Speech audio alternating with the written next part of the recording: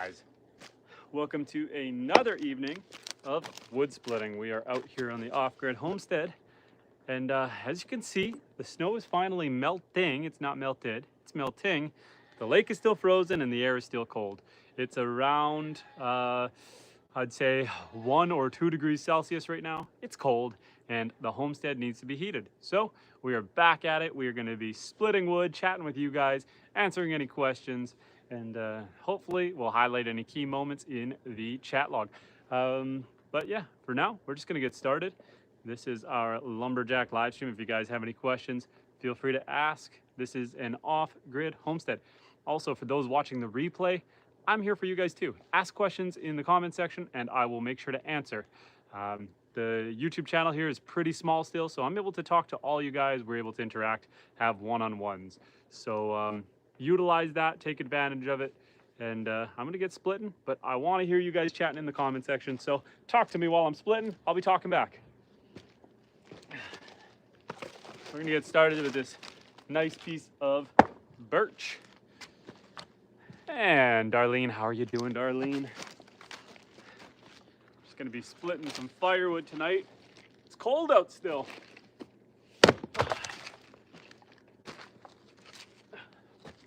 I've had I'm gonna adjust that angle a little bit. I had a really nice looking northern harrier hawk. I think it's living in one of my trees over here. It's been flying around the property. Pretty cool bird. The harrier hawk,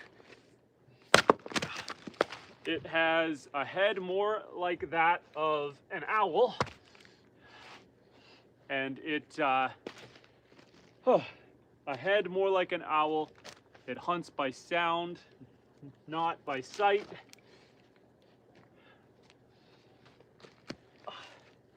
And their wingspan gets up to 4 feet wide. It's an impressive animal.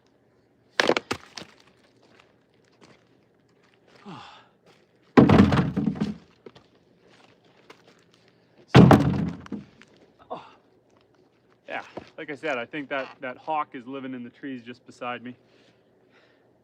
Nice animal. Not particularly dangerous to any of our animals.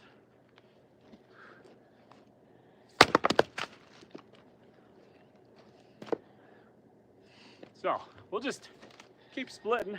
I feel like maybe I can zoom this in a bit. I also have it so far it's hard to see. We're going to move up our splitting stump so I can see you guys. Hello to everyone who's joining us.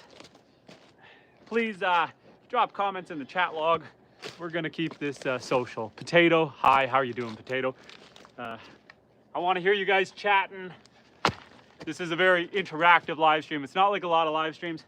A lot of live streams you go and check out are either not actually live, or you got people just doing whatever they'd be doing with the camera on. But I'm here to interact with you guys while we put some work in at the homestead. So please do chat, please do say hello.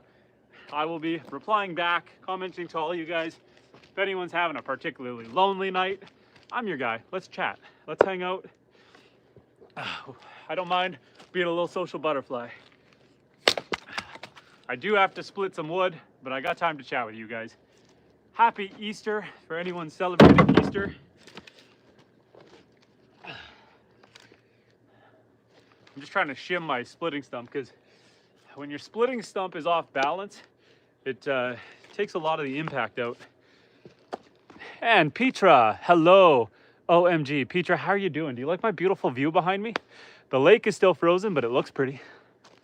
I should pick up that chair that's lying over though. That's not so pretty. The snow just melted.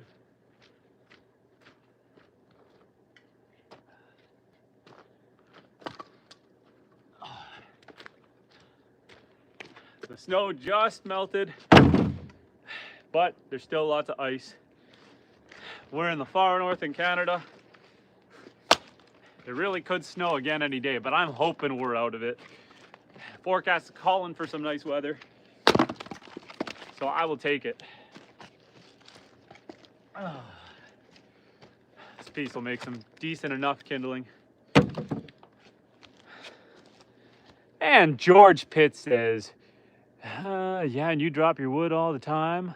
Level chopping block is best. Yeah, this guy is just bouncing around.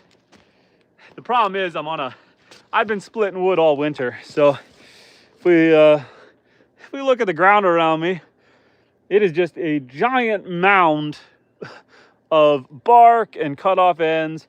It's a bit of a disaster. So it's kind of hard to level because the ground is not very firm. Which province are you in, bro? We are in northern Ontario, but like the far north, the middle of nowhere north. Not like Sudbury north. We are far, far, far away from every town, every city, living in the middle of nowhere. My property here, I'm actually off-grid, so there's no electricity. Powered by solar and generator. It's my little piece of paradise. And what's the name? The channel name is My Wildlife. My name is Justin. How are you guys doing? Like I said, this is a very social live chat. So you guys feel free to chat. I'm here to talk back with you guys. I enjoy every moment of it. And George says, I have the same scene, minus the beautiful lake. This property is 156 acres. I've got about 30 acres of pasture where I have cows and goats and rabbits and ducks. And then the rest of the property is forest, which I've got a bunch of trails cut in.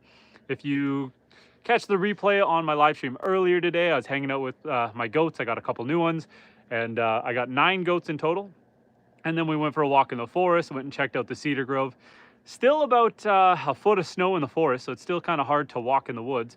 But other than that, it's beautiful. But it's still cold. I still need to heat the house, like I said, off-grid. So I heat the place with firewood. And so we are cutting the wood to heat the homestead. It's kind of, by the time you get to this point in the year, I've burnt most of my pre-split stuff. And so, yeah, now we got to stay on top of splitting it. Otherwise, we get cold. And you job the what? What is your job? So I do manage a business, but yeah, the homestead is not my job. It is my hobby. It is my lifestyle. Like I said, we raise and breed various animals. We've only been doing this 1.5 years, so we're still getting into it. Still learning a lot. I'm getting pigs in about a week and a bit, maybe 2 weeks. And so that'll be our first journey into pigs. Gonna get 4, maybe 5 pigs. And then along with your traditional hog feed, we are gonna be letting them forage a bit. I gotta set that angle better so we can see me a little bit. Do. And George says, I'm in BC. My woods are full of snow, but half melted, so it's sloppy. No, pigs smell horrible. Well, I plan to put the pigs way over in that corner by the tractor, but in the forest. I'm gonna secure off the forest with electric fencing. I'm gonna go about 20, 30 feet in. And so I'm hoping there won't be too much of a smell because they're gonna be tucked nicely into a corner. Gonna raise them for the meat. So we'll get them in a couple weeks and we'll butcher them in the fall. And then if I like pigs, if everything goes well and they're not too smelly or stinky or too much work, then I'll look towards getting a heritage breed. Our winters are super cold here. Where I am, it can get down to minus 50 Celsius, which is close to minus 50 Fahrenheit. And your traditional pink pig, which is what we're gonna get, they don't do well in the cold. And being off grid, I don't wanna use my resources in firewood to heat a barn. So, yeah, we're just going to, we're gonna go with that. Get them in the spring, butcher them in the fall. And are the bears out yet? And do you ever have trouble with them? I haven't seen any signs of bear yet. I'd like to think they probably are starting to wake up. I'm seeing a lot of the migratory birds coming up, so that's usually a good sign that things are waking up. The bears can be nuisances. They can get into the garbage and into the property. We had some bears in the fall, and I think he heard me contemplating putting him down, because once I was ready to put him down, he stopped coming by the property and never came back. So yeah, I wouldn't mind hunting a good healthy fall bear.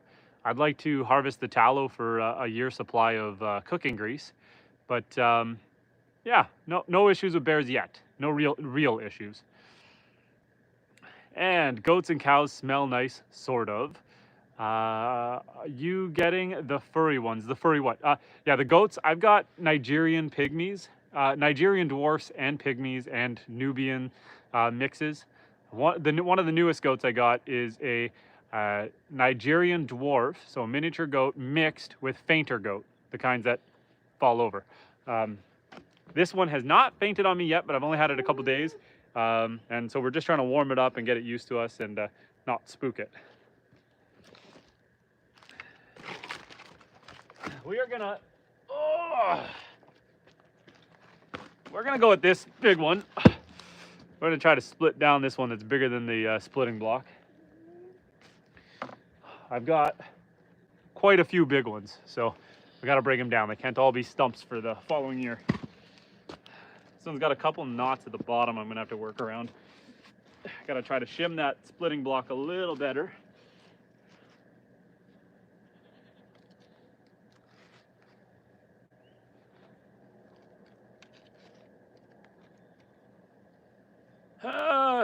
Still awful, but I'll work with it.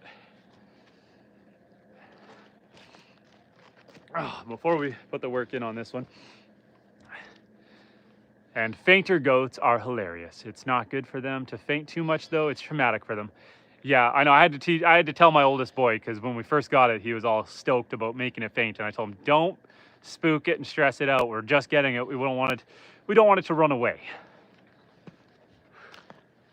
Okay, I'm gonna put the work in on this one. Give me 1 second, but keep chatting, and I'll respond as soon as I've got this one split down.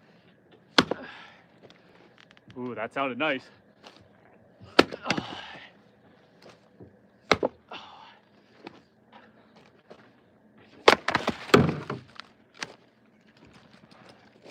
I'll be darned. It's splitting pretty good, actually.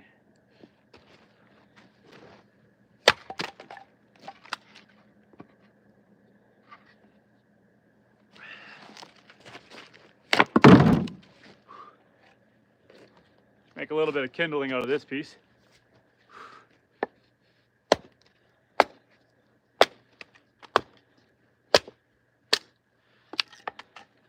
Sure, good enough.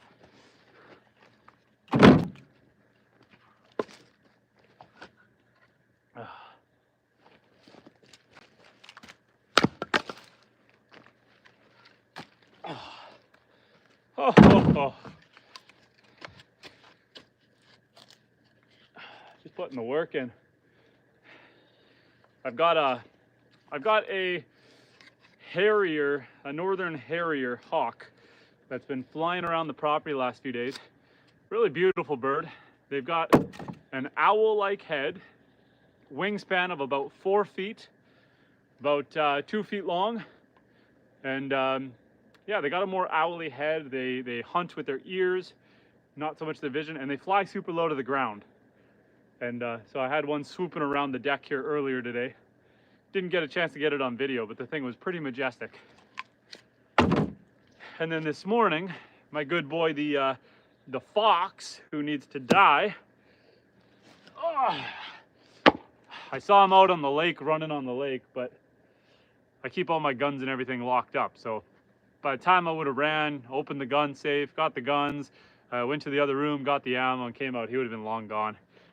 Sucks, because I'm trying to trap him right now, but it is what it is. Still beautiful to look at, even if you don't want them on the property. I'll answer your questions in 1 second, so stick around, and I'll be right there. I just want to put the work in on this guy.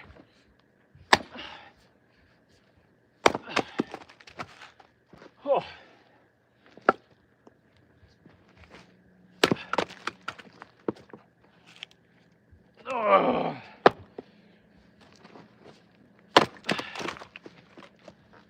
a nice piece of wood. Ooh.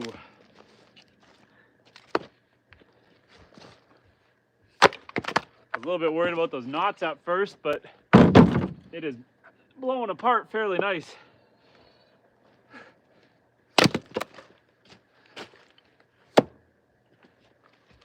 Okay, let me answer your question.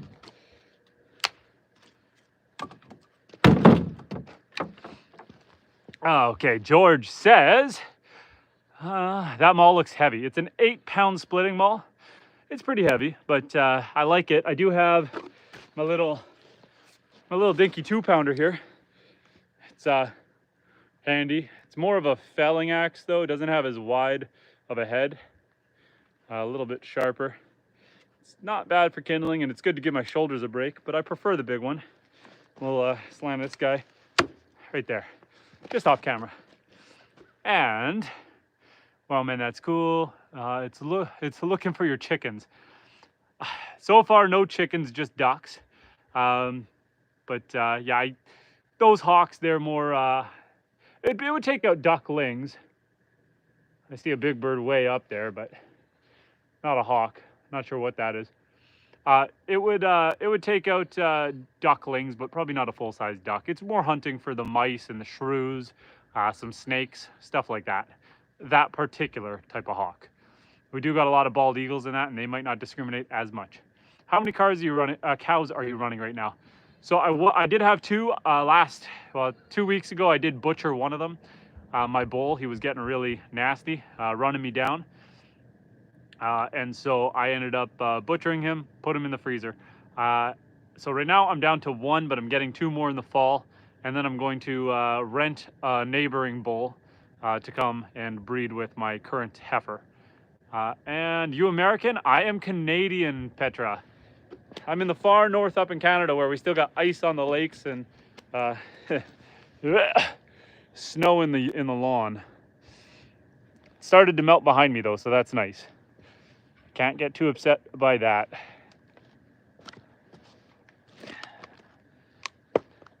So, yeah, we are up here in the far north, freezing our hoochie off. And, yeah, nasty bulls are hard to handle. Yeah, and because I'm keeping it small, like I'm trying to keep, it sucks. I wanted to keep the bull. I like to think of myself as kind of a soft-core, hardcore prepper. And Robert says, hey buddy, staying busy, always something to do. So I see myself as a little bit of a prepper. And so I try to get breeding stock, think Noah's Ark, a male and female of every animal, and we breed them all. That way we have a lot of self-sufficiency. However, when the bull starts running you down the field and trying to stomp you, it's time to eat them. Doing this small, not full scale, I don't have the infrastructure and means to try to contain a bull once he decides that he wants to kill you. So instead, we just put him down and turn him into food. And George says, I used to work at a cattle auction in Alberta. Lots of stories to tell. Yeah, I mean, it's tough, right? Because you get a cow. I got this cow as a bottle-fed cow. And so he was used to humans. And you would think in your mind, without doing homework, you would think that, okay, a bottle-fed. They're going to be more used to humans. They're going to be gentler. They're going to be nicer. They know you're where food comes from. They know you're their friend. Like, they'll be fine. It's the opposite. They don't establish that chain of dominance where you're the boss because you're kind of their caregiver. And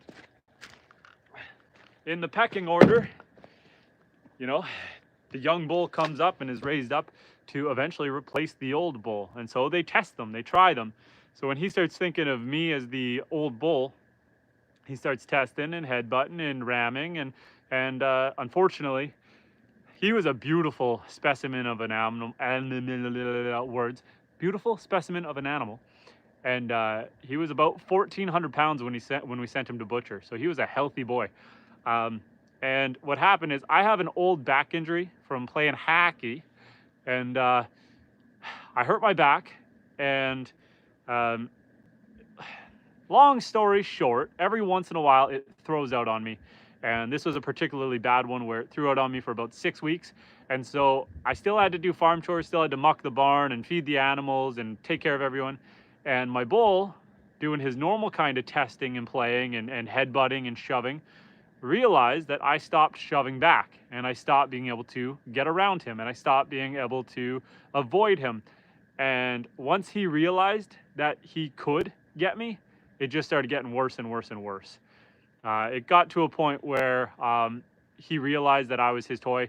The final straw on the camel's back was about a month ago. I was finally getting better on my back, so I was getting a little cocky. One of my goats had her babies, 2 twins, and so I was out in the middle of the night helping that goat give birth and dried off the animals and got them all set and ready. And I stepped out in the field and my bull saw me from across the field and he ran me and he hit me. And he sent me about 4 feet across the field. And I landed on my back and I quickly looked up and he was running at me again. So I rolled out of the way and he turned and ran at me again. And I managed to dodge it and I boogied her back to the house. That night, I locked up the barn and 2 days later sent him to the butcher. I thought while I was lying on my back, if he would have hit my wife, who at the time was 8 months pregnant, we have a new baby, yay. But if he would have hit my wife like that, we could have lost the baby. If he would have hit my kids like that, we could have lost one of them. And if he would have hit me a second time or stomped me, it could have done some serious damage. They say that more people are lost to cattle than they are to sharks and lions. And after that experience, I believe it. And he wasn't like a particularly nasty bull. He just realized that he was tougher than me and wanted to push that boundary. So yeah, fun times on the homestead. And George says, unless you are a truck, it won't work out. Yeah. And Petra says, you like cats? I dogs? I have one dog over there. I'm actually allergic to cats. Cats on a homestead are good because they eat the mice. However, you got to watch, because if you get too many cats or the cat does his job too well and eats all the mice, then they start eating the nesting birds. And I have a friend who was trying to get into meat rabbits, and we sold them some rabbits, and the rabbits had babies, but then the mouse found out about the baby rabbits and started getting in and eating all their rabbits. Did I say mouse? I meant cat.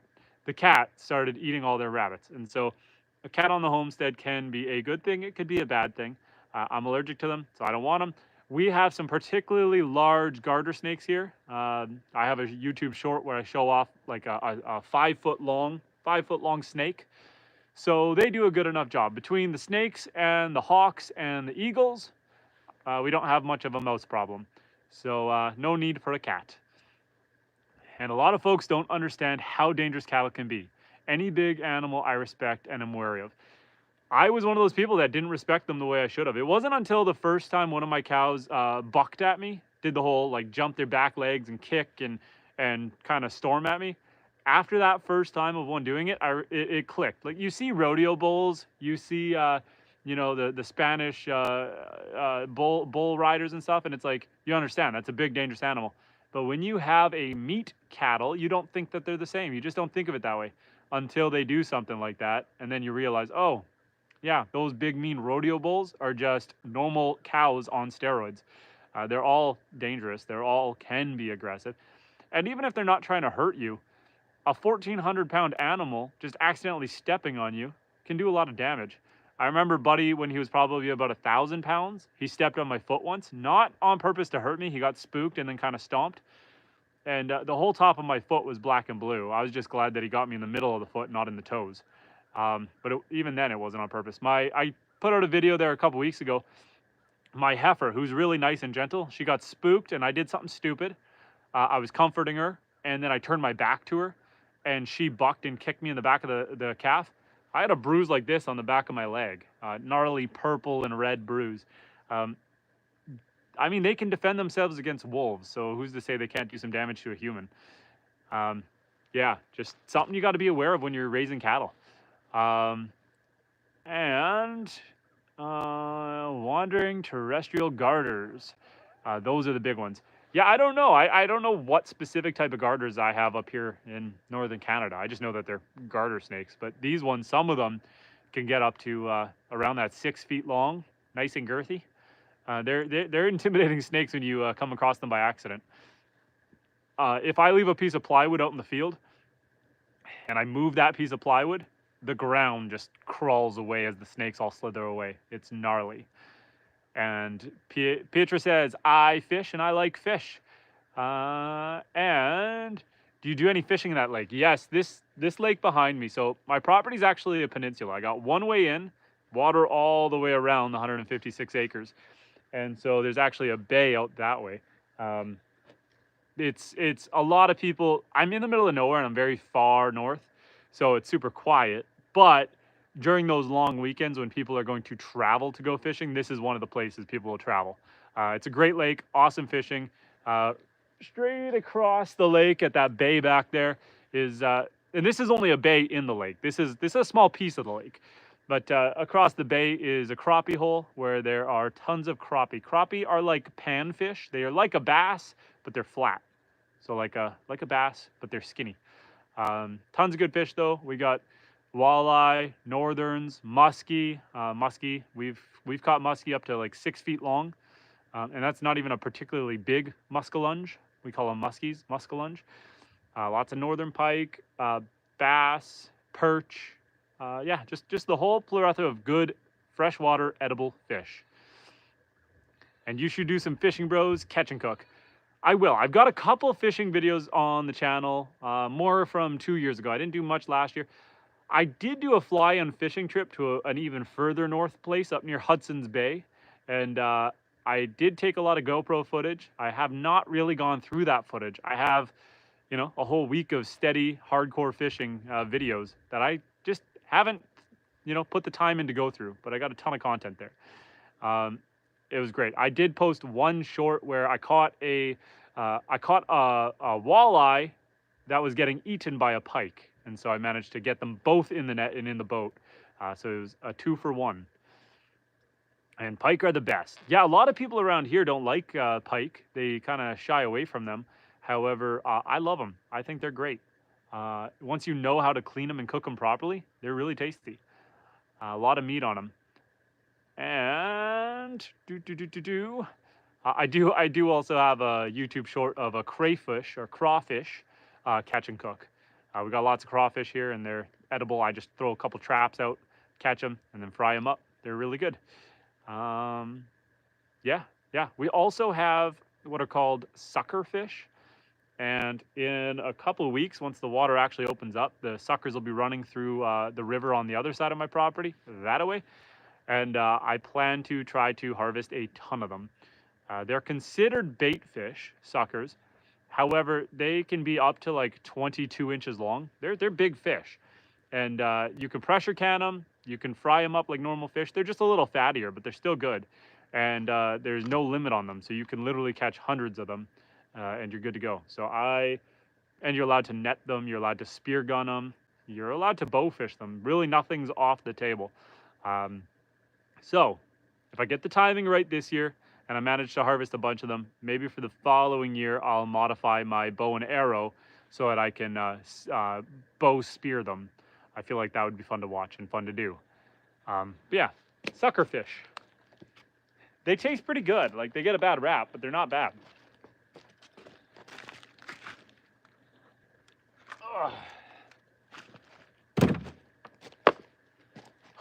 Gonna split this piece of wood. Keep chatting, guys. I'm enjoying the conversation. Just let me split this firewood. Oh, did you see that axe bounce? The knot. The knot is doing its job. There's a gnarly knot on that piece. But I think we'll be able to split around that. Or through that. Just got to get a good angle on it. Oh, that bounce.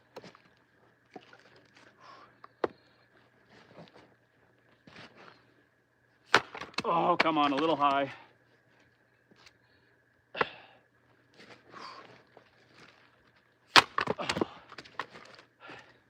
If I was smart, I'd go around the knot, but I feel like going through the knot. Oh. Look at that, some pre-kindled kindling.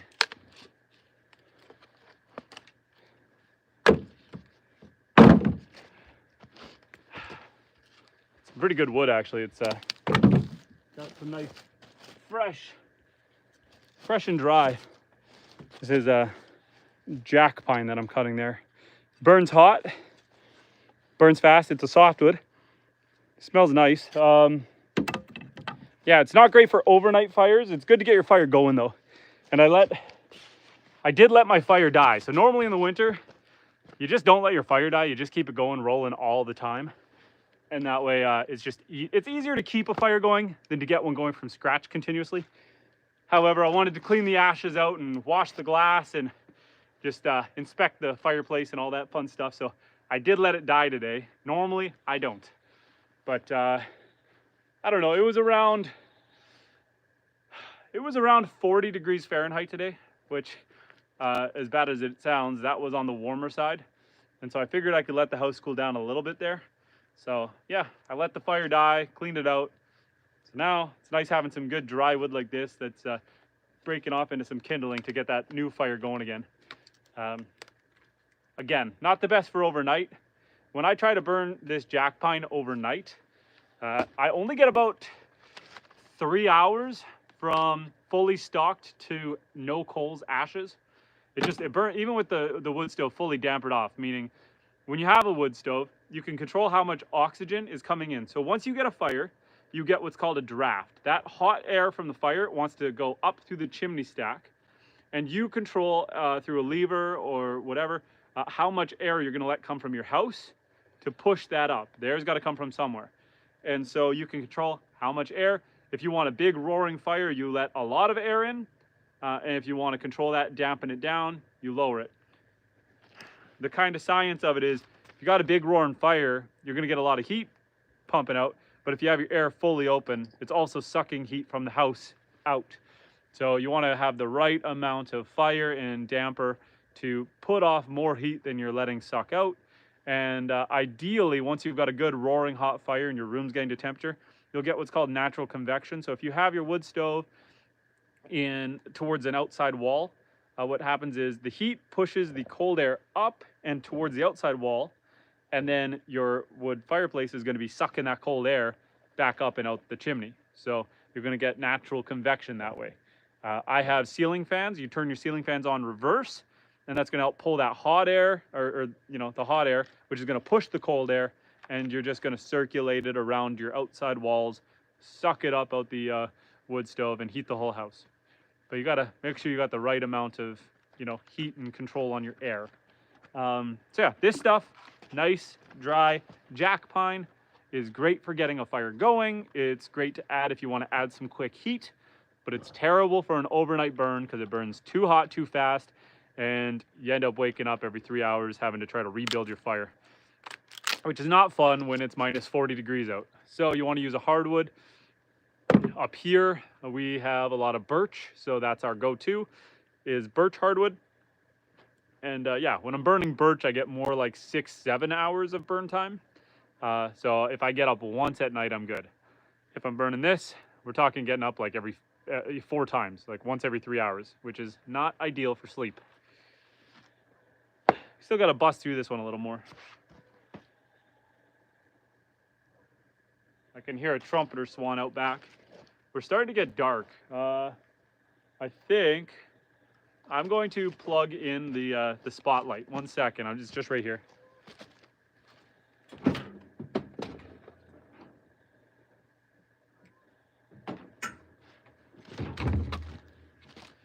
This is my redneck live stream. Instead of those like halo lights, I got like a halogen light. Angle that, perfect. Ugh.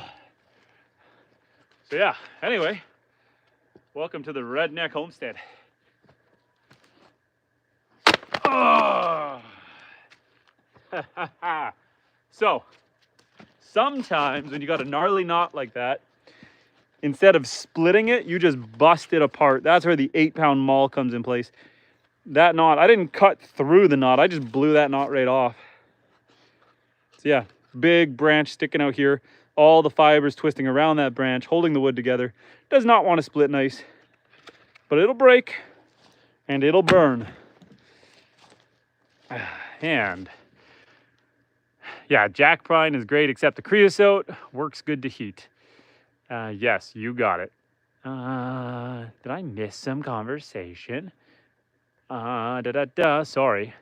And let's get my foot up here. Okay. Sorry, I'm catching up.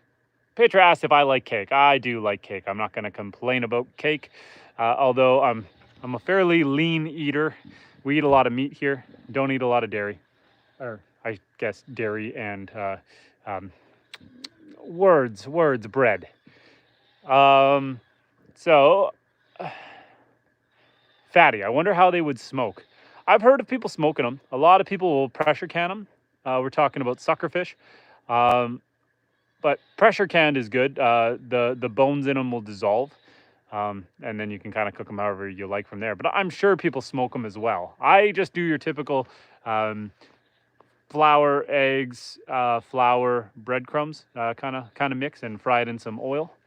But yeah, it's good. And Robert says, I got 17 heritage turkey eggs under a broody hen now. I think she's done for the spring. That's awesome. So do turkeys not lay eggs year round? Do turkeys only lay when they're, like, do they only, I guess it's not a laying thing, but do they only inseminate the eggs, fertilize the eggs during a certain time of year? It's not year round. I know with ducks, ducks and chickens, it's basically if you have a male with them, they just assume they're all fertilized.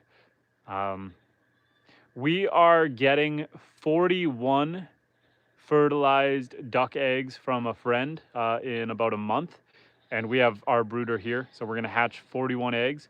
And then we're also buying 20 already hatched ducklings. That should be ready, I think it's mid-May. So yeah, we'll add that to the flock. I see a couple geese flying over. It's the Canadian goose. They're probably angry because there's no water for them to land in. They're flying north looking for water, and then there is none. Oh, here's a whole bunch of them. Oh, there.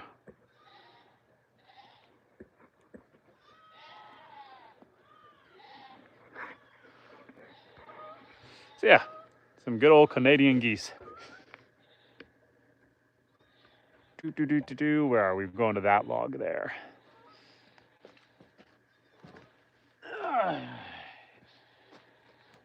Yeah, I don't think I'm gonna break this knotty down one more time. I think we're gonna burn that guy. No point working too hard. Except we're gonna throw it in the pile to burn tomorrow. I'm gonna grab the smaller axe for a second, break this one into some kindling.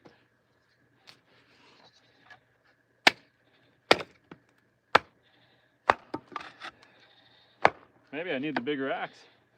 I'm gonna split this one more time down.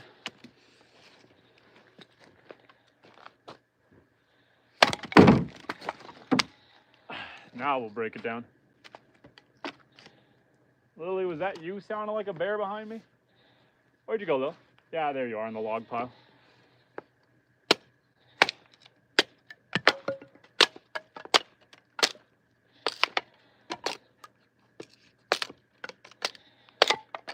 Beautiful.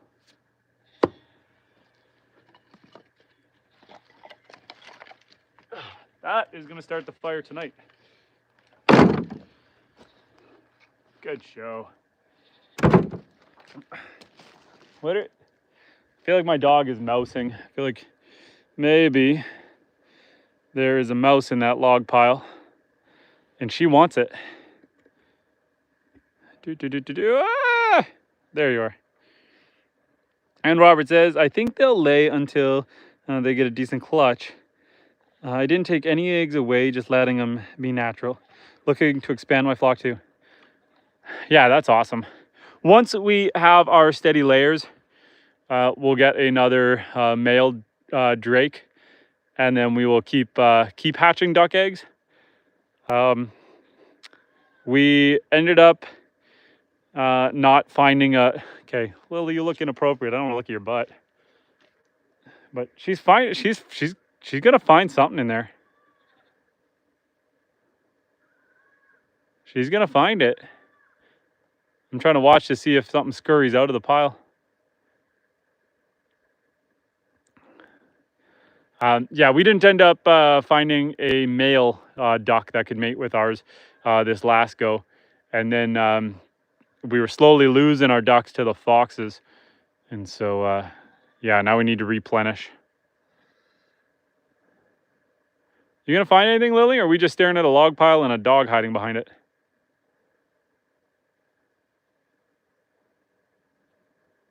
Okay. Lily, you're not making this very exciting. You know what we are gonna do? Juliana Brooks says, hi. Hello, Juliana.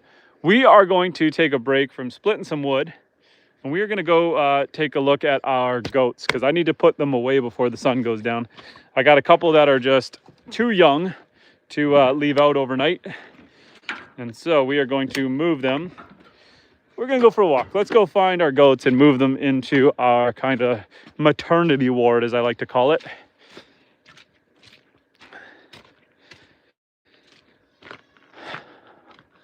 Don't mind the muddy yard. Hi guys, hello, hello. I'm over here, what's wrong? I hear you calling. Yeah, what are you doing over there, Gab? You're not allowed in the building. Hi guys, it's okay. Oh, it's okay. We're up to 9 goats. Come on, babies, come on.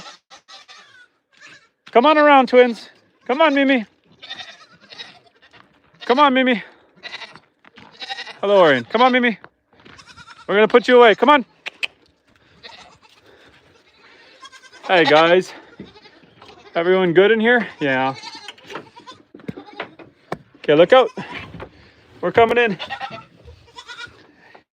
Here, we got a light for you guys. Hello, everyone. Come on. Oh, Big Daddy Orion. I don't want you in here. Orion. Orion. Out. Out. You're not part of the maternity ward, Daddy. You might be the reason they're in here, but you're not allowed to stay. Oh, hello. Anyway, so we've got these 2 new goats. Now, they're gonna throw some headbutts because they gotta get used to each other and set their dominance. But there is Evie and there is Maple. And we got Oreo and Bast. Okay, I'm gonna leave you guys in here. Give me a second. Hey. You guys stay. I'm gonna lock you up. I'm gonna go grab some hay. Be nice, Mimi. Be nice, hey. It's one thing if she goes and gets too close to your babies, but you can't just throw headbutts for funsies. Be nice. Oh yes, goaties.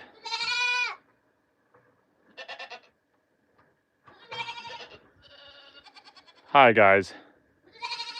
Hello. We're at that time of year where all the snow is melting and the trails of manure are out. It's almost that time, I guess, while the ground is still hard to spread the manure. But yeah, they got the whole field here. Got the gate left open so that they can go out into the secondary field. Grass is finally starting to peek its head out. So they're happy about that, hunting fresh grass. Yeah. Hello, goats. Hello, guys. Okay. It's okay. It's okay. Come here, Evie. You don't want to because Mama Girl's right here. Hello. You don't want to come over right now. That's okay. Hey, Noe. Hello. Hi. Oh, hello. Okay, but I don't actually want you going in there. No, no, no. We're going to tighten up that gate a little bit. And Juliana says, I have 2 goats, but I would love to have some baby goats too. They are so cute.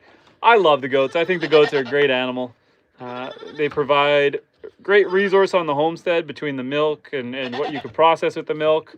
As bad as it might sound when you're breeding them, it also gives you a steady supply of meat. And they're just a fun animal. They're good to have around.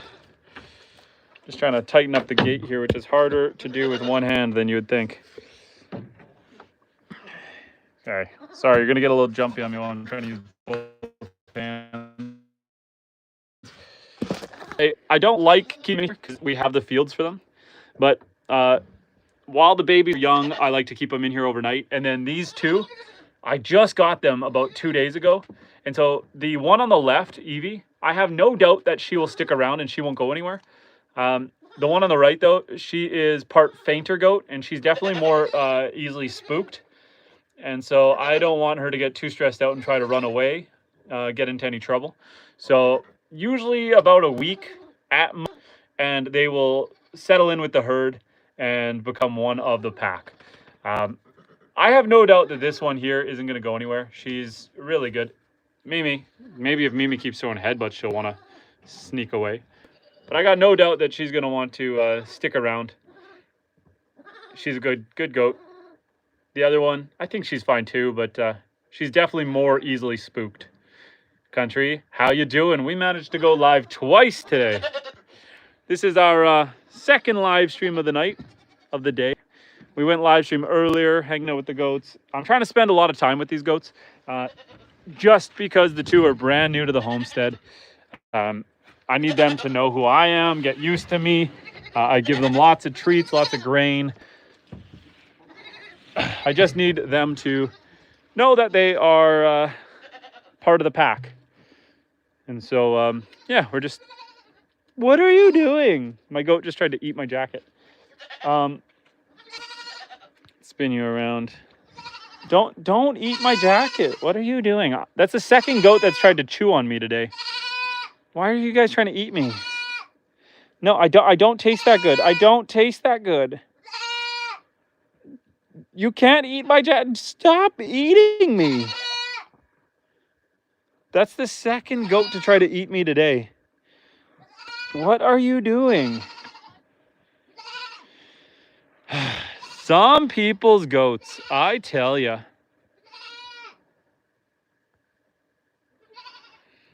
Anyway, I digress.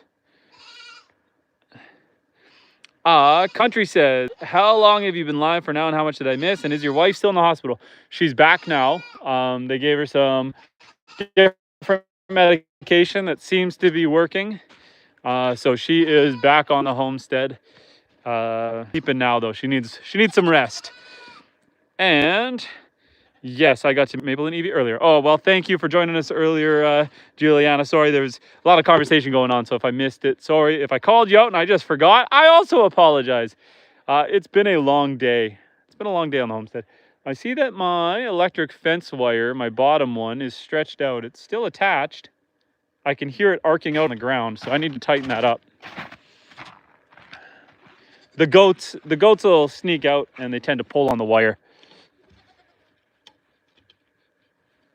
So we'll just snug that up to get it up off the ground. Good.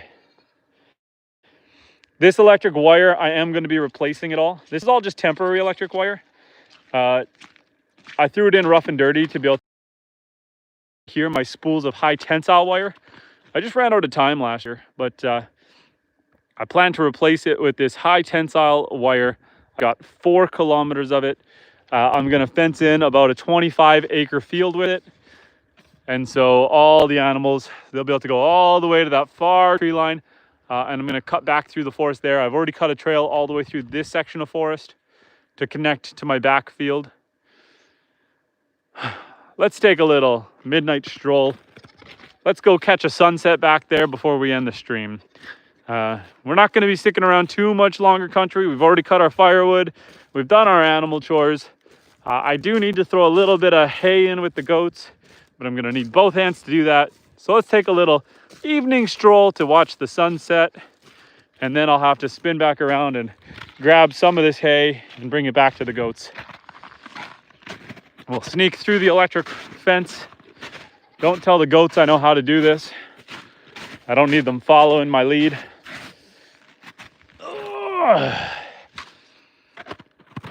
Let's go see if we got any deer or anything back here. I doubt it, but maybe.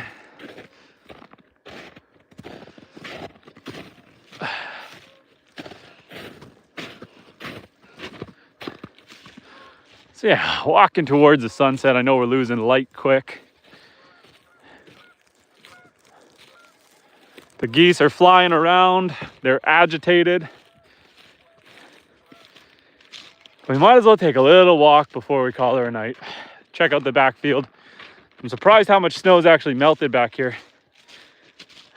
I gotta let the cow come back here. She's gonna have a heyday. Start eating up some of this older grass from last season so that the new stuff can grow.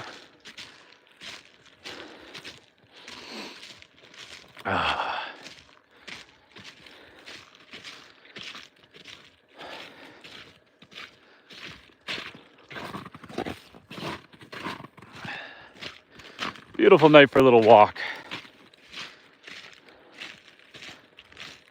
You see this one stretch of grass. That's where I was primarily skidooing, so the snow was packed down more there. Stretch of snow, you know what I meant.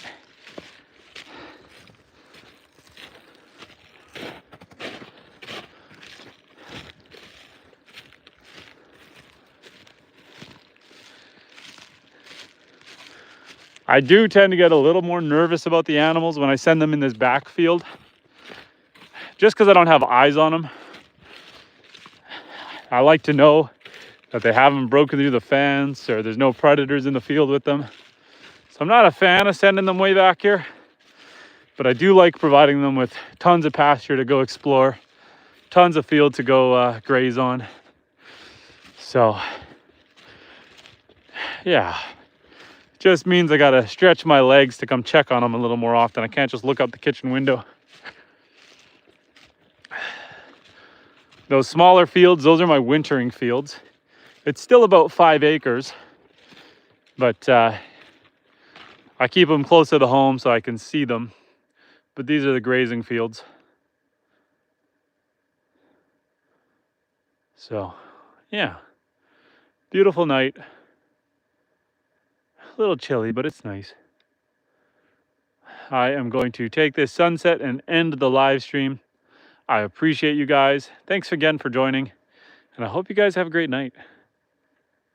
Oh, before I go, I got something big in the forest here. I don't know what that was. It's on the move. What are you? Do I dare go in? I don't think that's wise.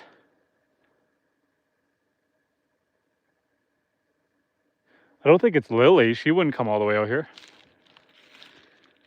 I think we got, I don't know, a fox or a coyote, or probably not a wolf. I don't think it's a bear. There's my my tree stand. I'm gonna be silent for a second here and listen to whatever that was.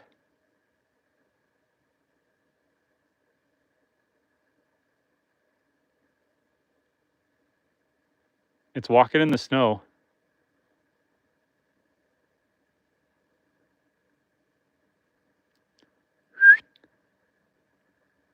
If it's my dog, I'm gonna be so silly. Come here.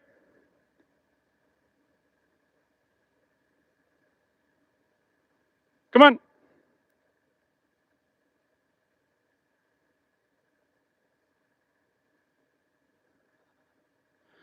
I don't know if, there's a part of me that wants to go in and see what that is. There's also a part of me that is terrified to go in there and see what that is.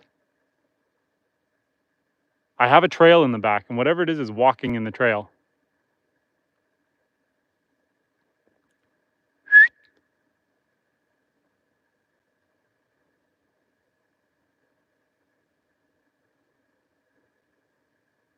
It's probably not a good idea to tempt fate. If I walk around, I might be able to come in at a different angle.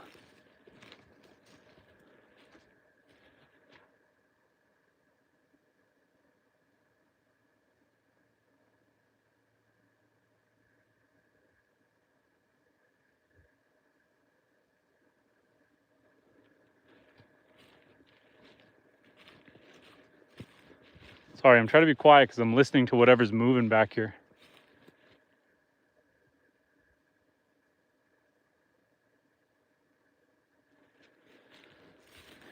Got a mouth to the trail here. And whatever it is something in here.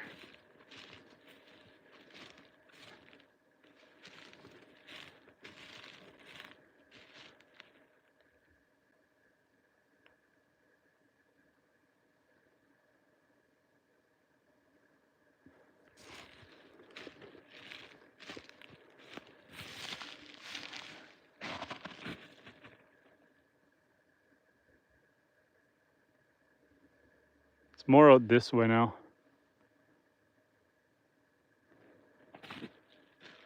Could be anything. It could be a deer. Could be a fox. Could be something bigger. I kind of want to sneak into the trail and see the footprints to see what it was. But I know that it's out in front of me. I also don't want to get picked up from whatever it is.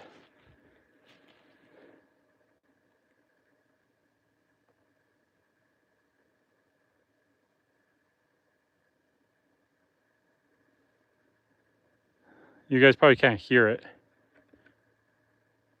Oh, I'm blinding myself with the camera.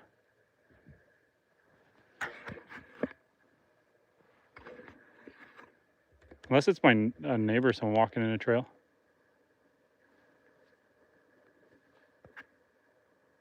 Hello.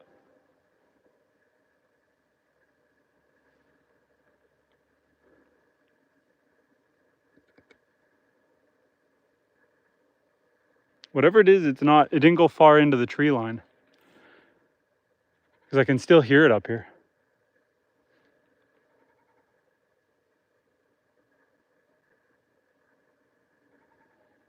I don't know.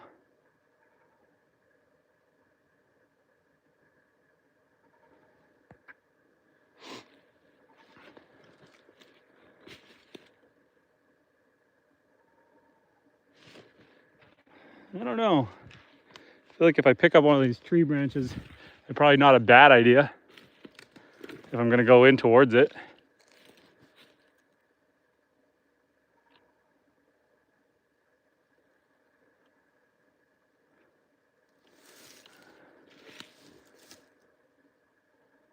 I don't really want to play coward, but I don't know if I want to go explore any farther for this thing.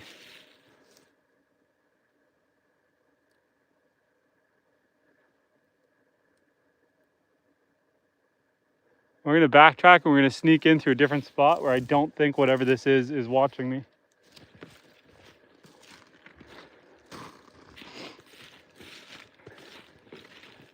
I first heard it at the tree stand right over here.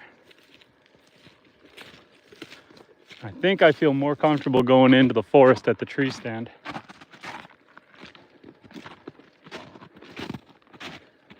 No footprints out here.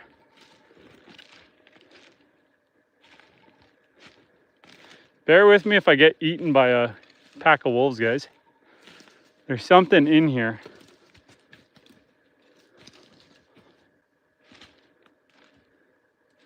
Trying to see what the footprints are. Whatever it is big.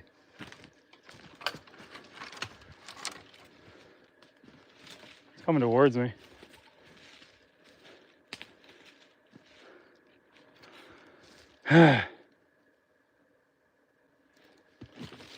I don't think it's that big, but coyote maybe?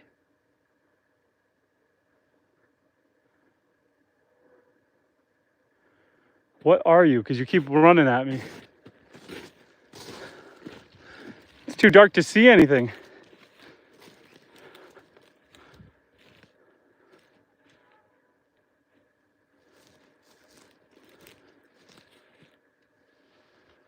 Yeah, there it is. Now, what are you?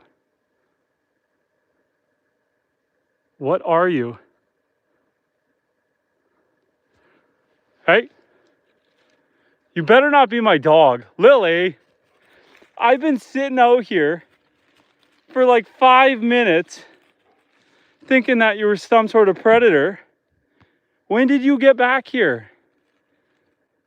You're a little bugger. I called you. Lily.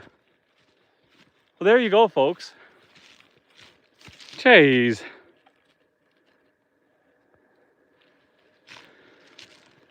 Lily, I picked up a stick and was gonna fight you.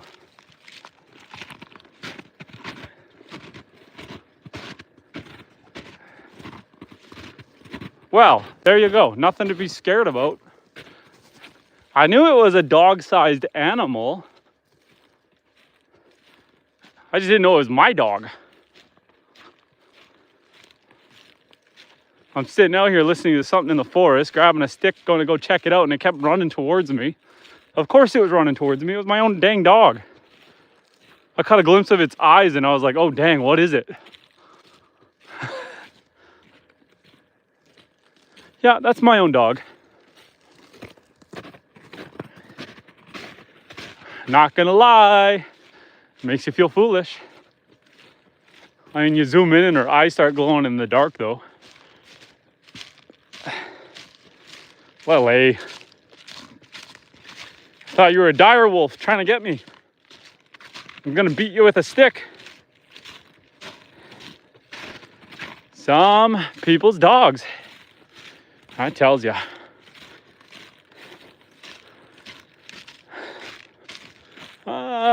There's a pile of hay here too that I brought out here. It's pretty frozen.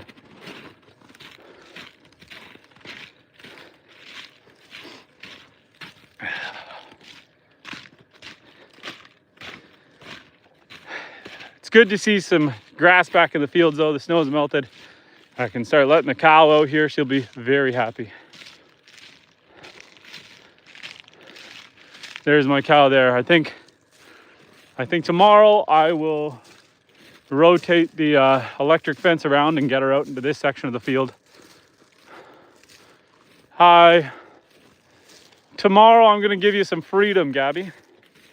I'm gonna run a couple T-bars and run the electric fence out this way for you. Okay, girl? Okay, guys. Well, after hunting my own dog in the forest, and not gonna lie, getting spooked by it, I think that's a good time to call it a live stream. So I'm gonna end this stream, go bring some feed out to my goats, and I will catch you guys later.